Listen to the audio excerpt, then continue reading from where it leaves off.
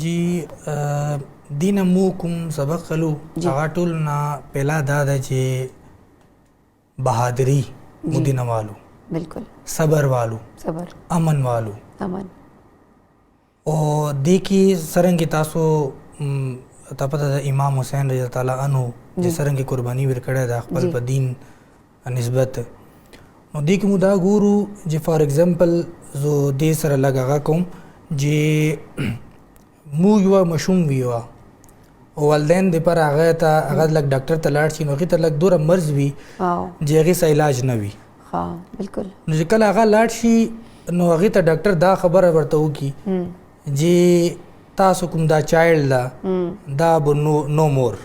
لا علاج ده دا لا علاج ده دا ونه پاتې کیږي مو جی بالکل او تاسو ماته وی چې هغه به سرنګ لګي هغه زړه س پوزیشن بوي سوره تکلیف ته بالکل اولاد خو اولاد ده او سړی ته پته مو لګي اسه خدا مو ځان نه خبر نه وي چې څوک چې کله مړ شي مو ته پته نشته پته بالکل نو ډاوټ کې شک نشته لیکن چې تاسو ته کله دا پته ولګي چې بالکل چې دا مو ته دوره پته نه ده کله بمړيږي او تاسو د ډاکټر وی دا علاج دا کور ته ویسي بالکل نو هغه صورت تکلیف وي بالکل نو تاسو هغه کې چې مو کوم امام حسین رضی الله عنه دی دغه خپل لسونو کې شپږ میاشتې چایلډ بالکل نو امام علی اصغر چې کله هغه بیبي سکینه راته هغه ته ویلو چې امام حسین ته چې مو ټول تکلیف خو برداشت کړه چې کله مو دا علی اصغر کوم تکلیف د دامونه برداشت نه کیږي او امام حسین رالو اور خپل لسونه کې هغه چت کړو جی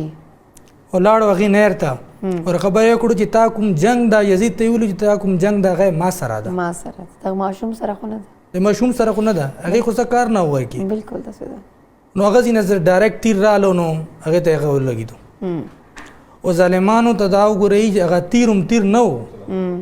چې ځنګلو کې کوم تاسو په جانورانو د پاره تاسو استعمال غټه جانورو لپاره بالکل هغه تیرو لګیدو او زه قربان په هغه دین باندې زه قربان په امام حسین باندې زه قربان په حضور پاک صلی الله علیه وسلم په دل ټوکړي باندې بالکل